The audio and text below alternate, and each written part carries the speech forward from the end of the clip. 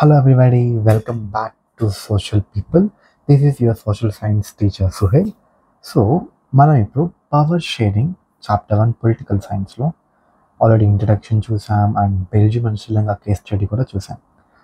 And ఈ వీడియోలో మనం బేసికల్గా శ్రీలంక అండ్ బెల్జియంలో ఇంకా డీటెయిల్గా ఎక్స్ప్లెయిన్ చూడబోతున్నాం అన్నమాట.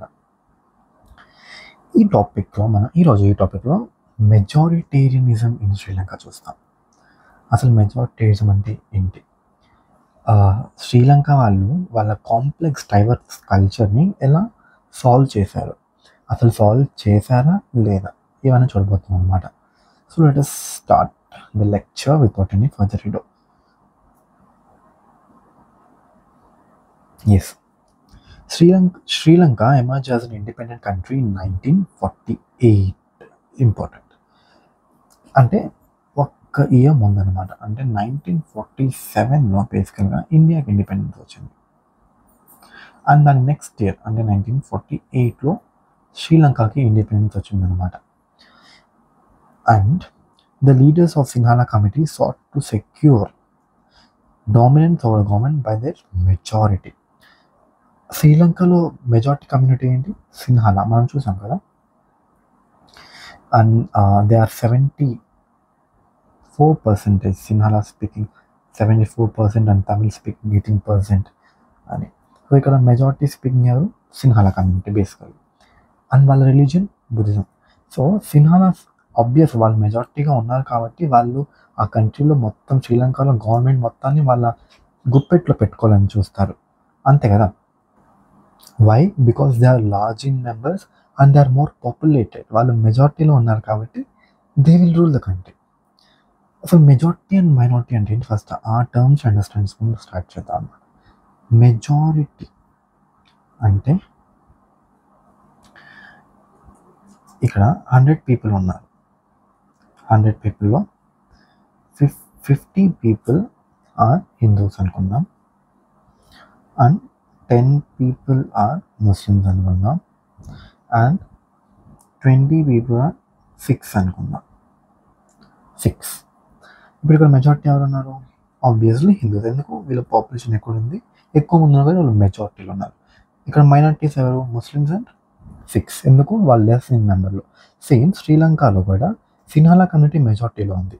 అండ్ ఇక్కడ ఒక గవర్నమెంట్ని మనం గవర్నమెంట్ని రన్ చేస్తే డెఫినెట్లీ మెజారిటీ ఉన్న వాళ్ళని గెలుస్తారు, బికాస్ వాళ్ళ పీపుల్ వాళ్ళకి ఓట్లు వేస్తారు. అందుకని ఎవ్రీ టైం ఇలా జరుగుతా అంటే మే నాట్ బి ఆల్సో, చెప్పలేం. సో ఇక్కడ శ్రీలంకలో ఏం జరిగింది, Sinhala community sought to secure dominance over government by vital for the majority. So వాళ్ళు మెజారిటీ ఉన్నారు కాబట్టి శ్రీలంకలో మొత్తం వాళ్ళ డామినెన్స్ని చూపించారనమాట. As a result the democratic elected government adopted series of majoritarianisms measures to establish Sinhala supremacy.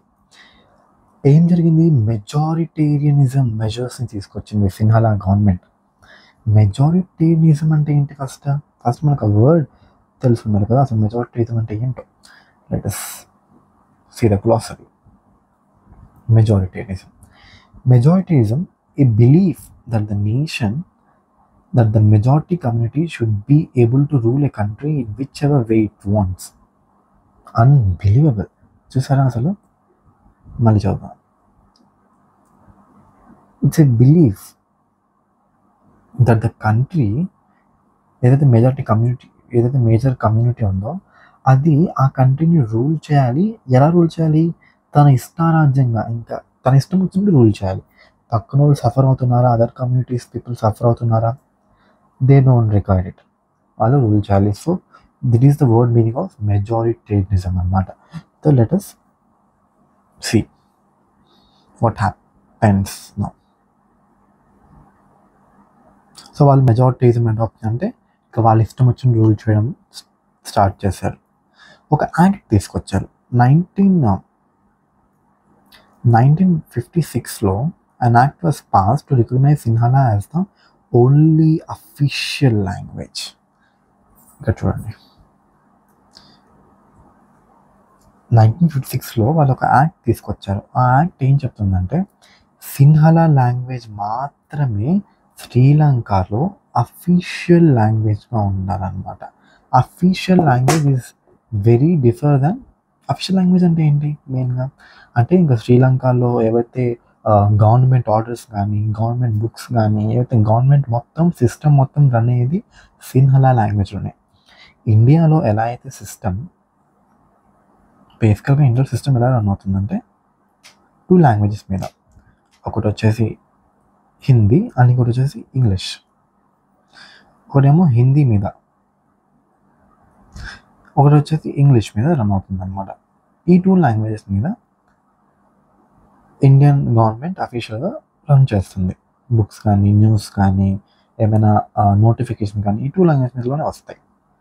అలానే శ్రీలంకలో కూడా అఫీషియల్ లాంగ్వేజ్ ఏంటి ఒకటి, అది కూడా సిన్హలా. ఇండియాలో ఎన్నో లాంగ్వేజెస్ ఉన్నాయి, చాలా లాంగ్వేజెస్ ఉన్నాయి ఇండియాలో, అందుకే అంత డైవర్స్ కంట్రీ. మరి ఓన్లీ హిందీ అండ్ ఇంగ్లీష్ని వీళ్ళు ఎందుకు చేశారంటే హిందీ ఎక్కువ మంది ఇండియాలో మాట్లాడతారు కాబట్టి హిందీని తీసుకున్నారు. అండ్ ఏవైతే people who are not familiar with Hindi వాళ్ళ కోసం English.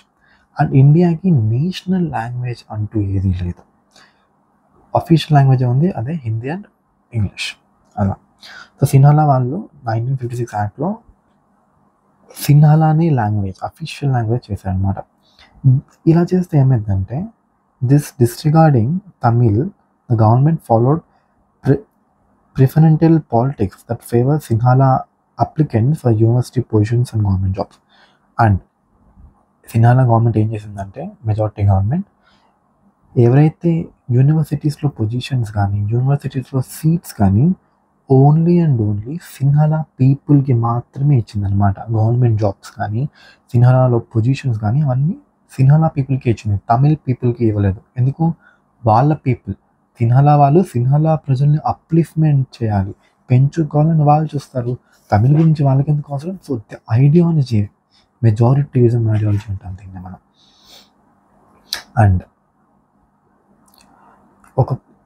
And a new constitution stipulated that the state all shall protect and foster Buddhism. చూడండి ఎంతవరకు వెళ్ళారు వాళ్ళు.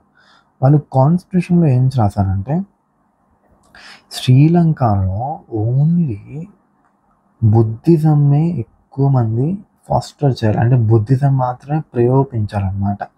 దాన్నే ఎక్కువ మంది వాడాలి అని ఎక్కువ ప్రొపగండా చేయడం అండ్ ఓన్లీ బుద్ధిస్ట్ ఫాలో అవుతున్న వాళ్ళకి ప్రొటెక్ట్ చేయడం అని చేస్తున్నారు.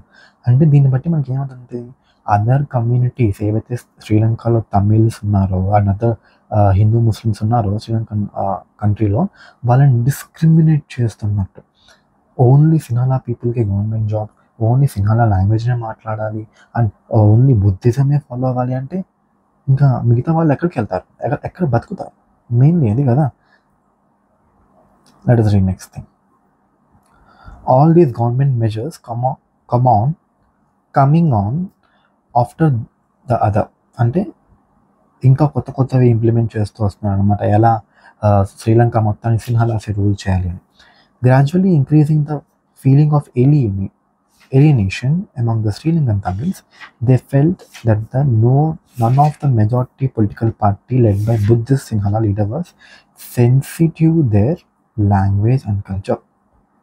సో గ్రాడ్యువల్గా శ్రీలంకన్ తమిళ్స్ ఏవైతే మైనారిటీ ఉన్నారో శ్రీలంకలో వాళ్ళకి ఏమర్థమైందంటే ఎవరైతే సిన్హలా లీడర్స్ పొలిటికల్ పార్టీ లీడర్స్ ఎవరైతే సిన్హలా ఉన్నారో వాళ్ళు వాళ్ళ కమ్యూనిటీని పట్టించుకోవట్లేదు, వాళ్ళు వాళ్ళ పిల్లలకి గవర్నమెంట్ జాబ్స్ కానీ ప్యూర్ ఎడ్యుకేషన్ కానీ ఇవ్వట్లేదు, వాళ్ళు వాళ్ళని ఏలియనేషన్ చేస్తున్నారు, అంటే ఒక ఏలియన్లా చూస్తున్నారు. ఏలియనేషన్ చేయడం అంటే సపరేట్గా చూడడం, అలా వాళ్ళని డిస్క్రిమినేట్ చేస్తున్నారు అన్నమాట. Next, they fell that the constitution government policies deny them equal political rights. So వాళ్ళకి ఈక్వల్ పొలిటికల్ రైట్స్ని కూడా ఇవ్వట్లేదు. Discriminated against them getting jobs and other opportunities and ignoring their interest. And వాళ్ళకి జాబ్ రాకుండా చేయడం, వాళ్ళకి ఆపర్చునిటీస్ తగ్గించడం, ఇలాంటివన్నీ. అండ్ వాళ్ళ ఇంట్రెస్ట్ అంటే వాళ్ళ డిమాండ్స్ని ఒప్పుకోకపోవడం, ఇలా జరుగుతుందన్నమాట శ్రీలంకలో. ఎవరు చేస్తున్నారు? సిన్హలా కమ్యూనిటీ. ఎందుకు చేస్తున్నారు? They want to control entire Sri Lanka.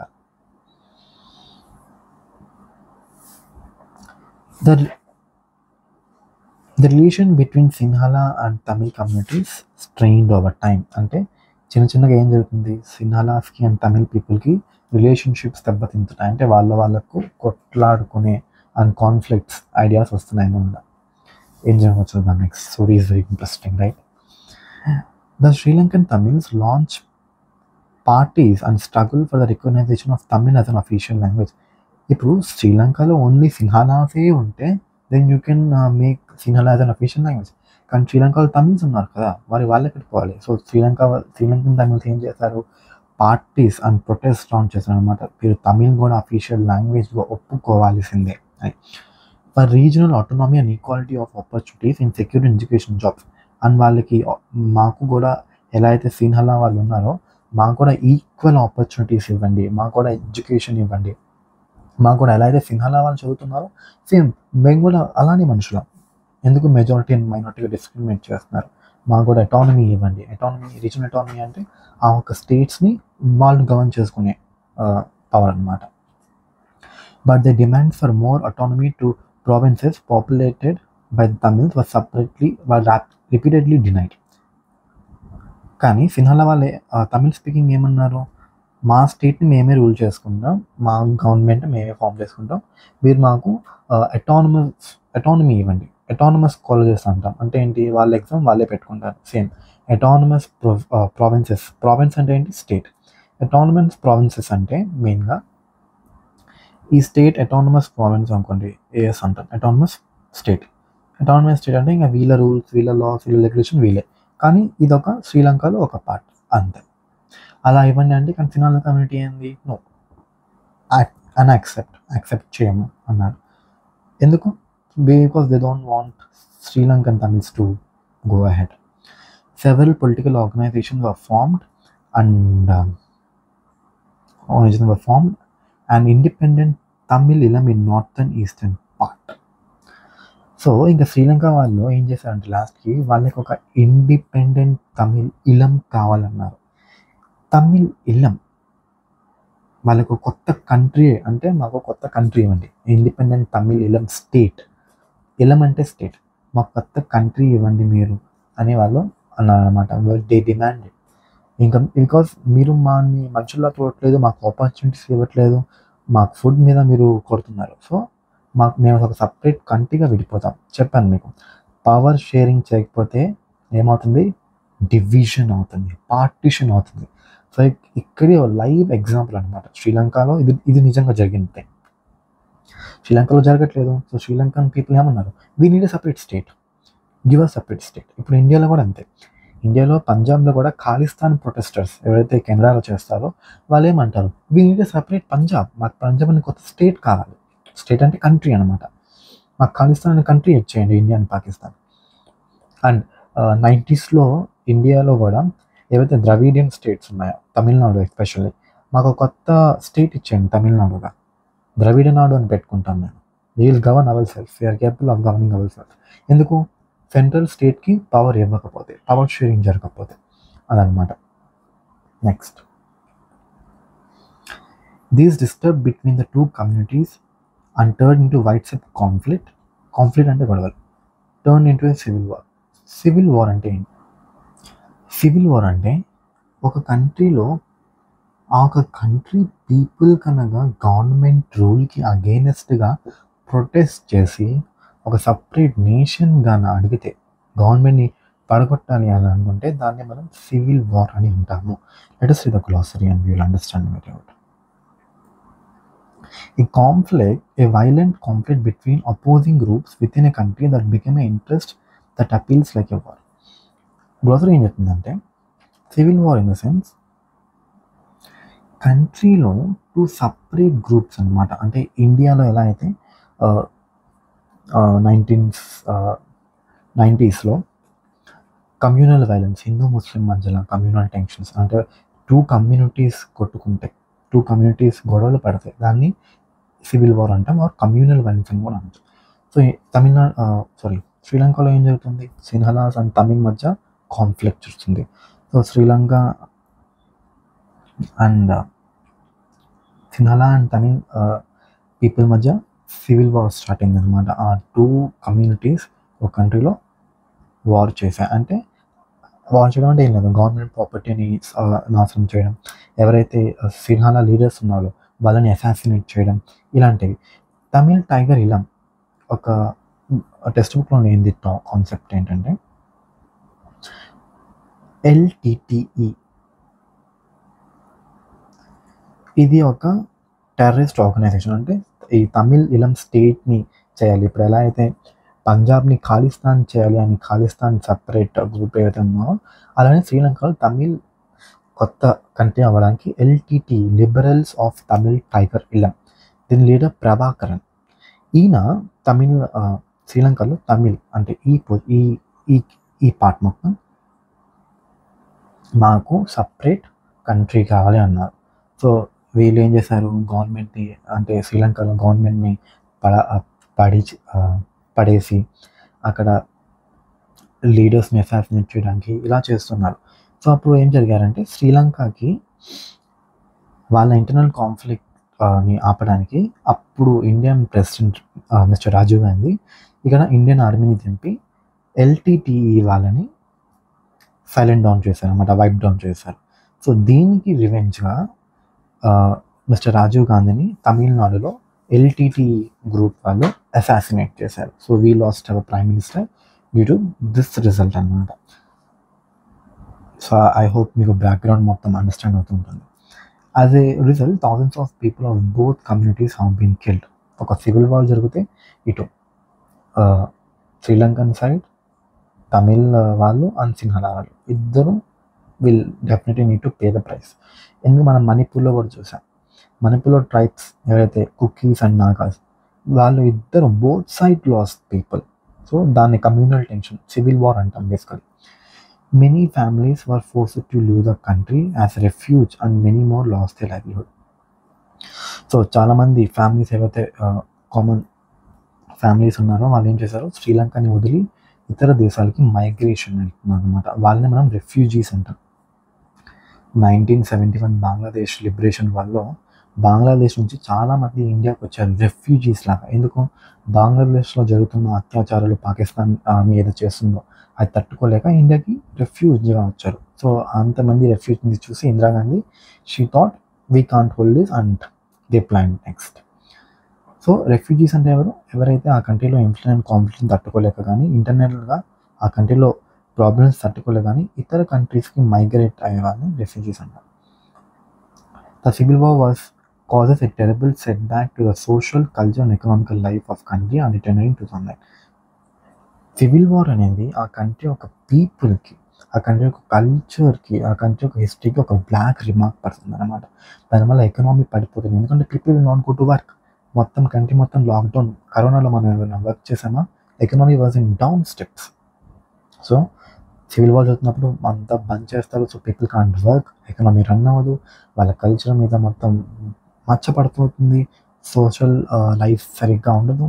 And finally Sri Lanka civil war అనేది 2009లో ఎండ్ అయిపోయిందనమాట. అండ్ ఇప్పుడు ఇంత జరిగింది, people lost their lives, their love one, everything. ఎందుకు? మెజారిటేరియనిజం వల్ల. For the only say that Sinhala ఏదైతే మెజారిటీ కమ్యూనిటీ ఉందో అది పవర్ని షేర్ చేయదు. ఒకవేళ శ్రీలంకలో సిన్హాలా వాళ్ళు తమిళ్ స్పీకింగ్ వాళ్ళకి పవర్ని షేర్ చేస్తుంటే, అంటే పవర్ని షేర్ చేయడం అంటే అది ఏమైనా వస్తువు చేతికి ఇవ్వడానికి కాదు. పవర్ని షేర్ చేయడం అంటే సపోజ్ శ్రీలంకన్ పార్లమెంట్లో ఒక 100 సీట్స్ ఉంటే వాళ్ళు సిన్హాలాకి 50 సీట్స్, శ్రీలంకన్ తమిళ్కి ఒక 40 సీట్స్, తమిళ్కి 40 సీట్స్ అండ్ 10% ఇంకో 10లో 5 ముస్లిమ్స్ క్రిస్టియన్స్కి ఇలా సీట్స్ని డివిజన్ చేసి రిజర్వ్ చేస్తుంటే పవర్ వాళ్ళ చేతిలో కూడా వచ్చేది కదా. They may also feel happy. ఇంత సివిల్ వార్, ఇంత ఎకనామికల్ డిప్రెషన్ ఇవన్నీ జరుగుండేవే కాదు. సో పవర్ షేరింగ్ అనేది ఒక కంట్రీని మొక్కలు అవ్వకుండా కాపాడింది అనమాట. ఇండియాలో పవర్ షేరింగ్ అండ్ డీసెంట్రలైజేషన్ ఉంది కాబట్టే India 78 or 79 years of independence తర్వాత కూడా ఒక యూనియన్ లాగా ఎప్పుడు ఉంది గట్టిగా. ఒకవేళ సెంట్రల్ గవర్నమెంట్ స్టేట్ గవర్నమెంట్స్కి పవర్ షేర్ చేయకపోతే వాట్ హ్యాపెన్స్? ఒకవేళ స్టేట్ గవర్నమెంట్ లోకల్ మున్సిపాలిటీస్కి పవర్ షేర్ చేయకపోతే లోకల్ మున్సిపాలిటీస్ పంచాయత్స్కి పవర్ షేర్ చేయకపోతే ఏమై ఉండేది. అడ్మినిస్ట్రేషన్ చాలా హట్టలుగా ఉండేది. పీపుల్ ప్రాబ్లమ్ సాల్వ్ అయ్యేవి కాదు. ఓవరాల్ పీపుల్ సఫర్ అయ్యేవాళ్ళు. పీపుల్ సఫర్ అయితే ఏమైంది? They will start war against the గవర్నమెంట్ని తీసేదాన్ని ట్రై చేస్తారు. సేమ్ శ్రీలంకలో కూడా అదే జరిగింది.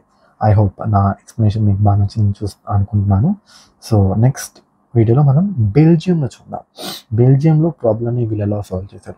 శ్రీలంకతో వీళ్ళు ప్రాబ్లమ్ని సాల్వ్ చేయలేకపోయారు. దాని రిజల్ట్ ఇలా జరిగింది. ఇప్పుడు మనం బెల్జియంలో ఎలా చూస్తామంటే, వాట్ ఇఫ్ ప్రాబ్లమ్ని సాల్వ్ చేసుంటే ఎలా ఉంటుంది? శ్రీలంకలో అయితే మెజారిటీ కమ్యూనిటీ ఇష్టం వచ్చినట్టు రూల్ చేసింది. దాని రిజల్ట్ ఏంటి? సివిల్ వార్ అయింది. కానీ బెల్జియంలో మెజారిటీ కమ్యూనిటీ ఇలా చేయకుండా పవర్ షేరింగ్ చేసుంటే అప్పుడు ఎలా ఉండేది? అది నెక్స్ట్ లెక్చర్లో మనం అకామిడేషన్ బెల్జియంలో చూడబోతున్నాం అన్నమాట. So if you understand my explanation and you like my teaching way, then please write down in the comment section how do you feel and answer to my questions. Thank you. See you in the next lecture. Have a great day.